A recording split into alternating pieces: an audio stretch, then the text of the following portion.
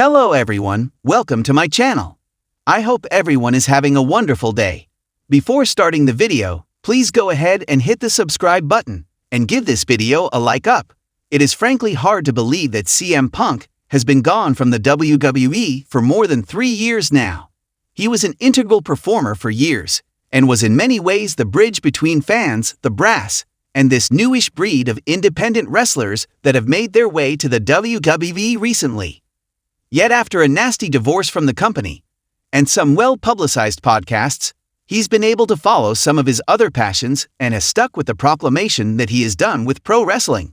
He certainly seems well settled in his life away from the squared circle, despite getting his choked out on his UFC debut, and appears keen on pursuing the MMA path further.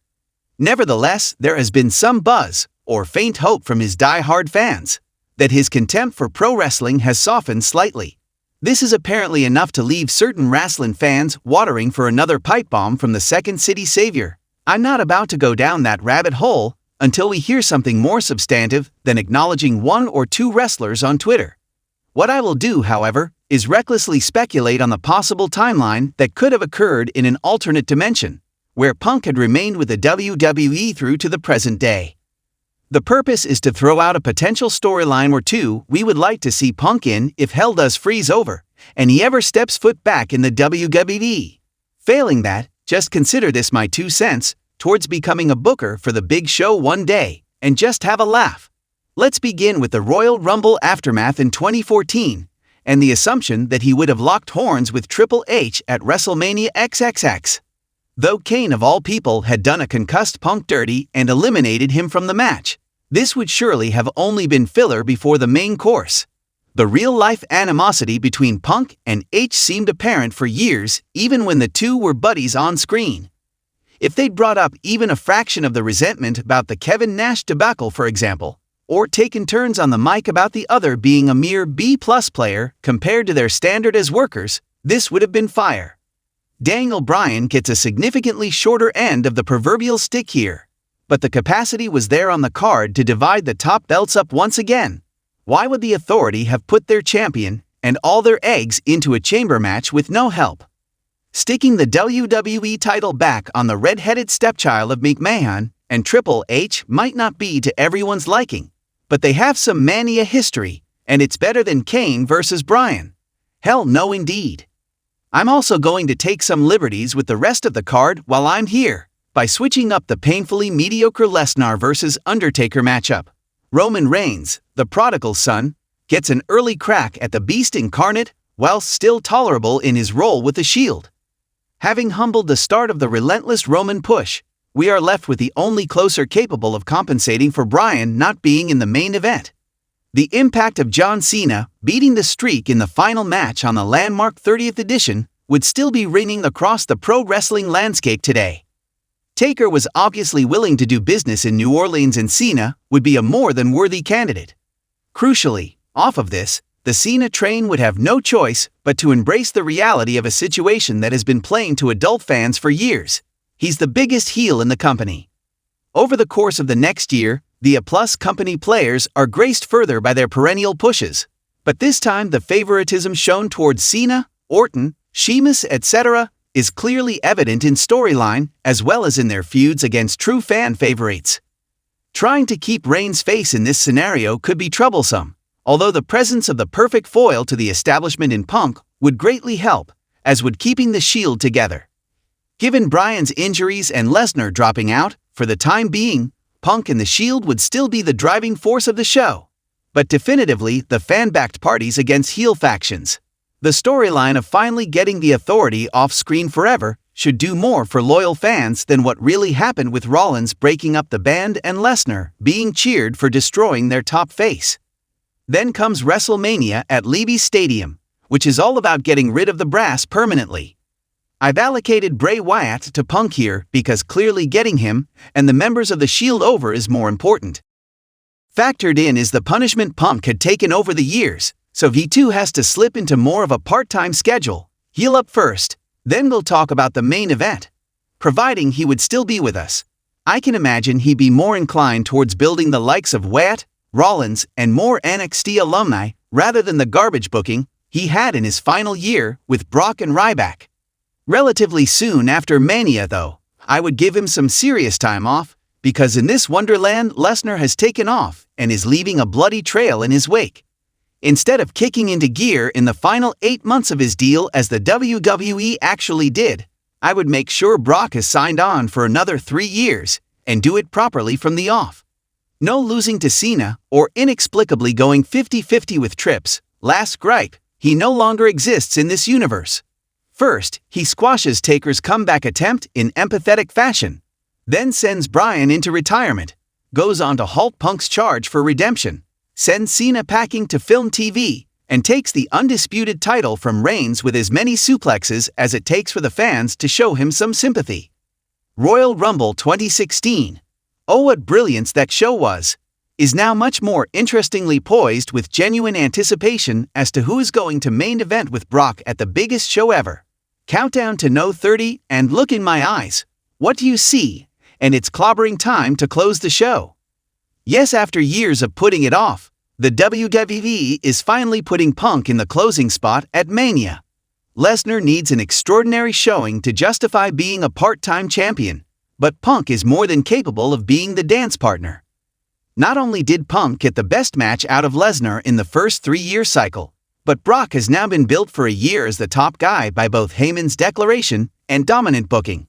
He would have beaten Taker, Cena, and Reigns, the past, present and future if you will, multiple times, and significantly changed the WWE landscape. What my client has accomplished as the undisputed conqueror is the change you are incapable of producing, Punk. Heyman could have wheezed. I saw potential in you when I brought you in, but for all your pipe bombs and promises of ice cream bars, you slipped right in as a shiny new cog in their machine. Punk could have then retorted with, a cog in their machine? Do you see that 80s throwback next to you? Brock Lesnar is the epitome of a one-note, uninterested, musclehead who had the blind faith of everyone backstage before he'd even laced up his boots. Your beast is the final brick on the wall that I have given everything to break down. And at WrestleMania, I will show you, him and everyone who doubts my dream, that I am the best in the world. Heyman could have then said, you and I had the same dream for a time, Punk. And I'm sure your buddies from New Japan and Ring of Honor, who are backstage now, thank you for your trailblazing. Unfortunately, your dream and passion blind you to the reality of the single greatest athlete to ever step foot into a WWE ring. You see, anomalies like my client will always be better, more box office, and simply too devastating for you everyday voiceless punks, even your most vocal savior. I will concede that I cannot do Heyman or Punk justice in their promos, but hopefully you get the idea. Picking on Punk's public interest in fighting should only add more fuel to the fire in the lead up to the clash at AT&T Stadium in Dallas. The feature matches here are a little skinny because, as fans will probably remember, an injured and otherwise depleted roster did not deliver a good Mania. The main event hopefully covers up for this, as does the Shield triple threat to establish each of them as main event talents without going overboard. The Undertaker-Sting Dream match would just be icing on the cake, with Taker returning for one last ride after losing back-to-back and end his Mania career with a win. A heeled Taker representing the last we see of Vince on TV as the quintessential company man would certainly give the match an intriguing dynamic. Ultimately, a great feel-good moment when Taker wins to end his story at 22-2 and Tombstone's McMahon for good measure would be an immeasurably better send-off for the Deadman than what we were given recently. As for this main event, I don't believe Punk would or even should actually beat Brock. If the hate for Punk still remained backstage, I would even consider a Money in the Bank run-in post-match to technically take away the closer from Punk. Whether a new face would finally get one over on Lesnar, or better yet Brock beats a second guy on the night, the story has been told with Punk helping to elevate the title once again and save this terrible show. There is some condolence for Punk with the brand split though when he is shifted to SmackDown as their top face, and essentially does what Cena actually did in 2016-17. No mixed tag against The Miz and Maurice in Orlando though. The ultimate reward I am going to give Punk is the obvious match of the night against AJ Styles. To clear up a few things, Brock would have been drafted first as the WWE champion to Raw in the brand split. Since he had cleared the competition, for the time being, his UFC 200 excursion would have made more kayfabe sense. This is a reach for the WWE to let their champion head off into a real fight, and wheels could have been spun in the meantime to decide on a challenger from either brand. A victorious King of the Ring, for example, in Randy Orton, could have led to their SummerSlam clash to bring the title over to SmackDown. In Brooklyn, we have a typically brutal match but with a surprise run-in from none other than Goldberg. Orton steals a win, and an irate Lesnar is declared Universal Champion as compensation and sets his sights on a Survivor Series main event that I think we can all imagine. Sorry Kevin Owens and those early shenanigans with the Universal title. I don't buy any of that being necessary. Back to Punk. He is enjoying his time on the blue brand to the tune of becoming WWE Champion again at some point, and he gets another 5-star classic with AJ some months later. The Rock coming back one last time with his cousin, or something like that. Might irk him a bit, but is undoubtedly a main event that looks the part and might be the only way the WWE ever dragged Dwayne Johnson back from Hollywood. One last crack at the main event could be on the cards if Punk were to stick it out to the bitter end, particularly back on Raw, but I'd almost be ready to call it a day. Whether Punk does ever return to settle a beef with Triple H, put over another young guy, wrestle a new opponent in a dream match, or even main event with a beast, CM Punk honestly does not have anything more to prove.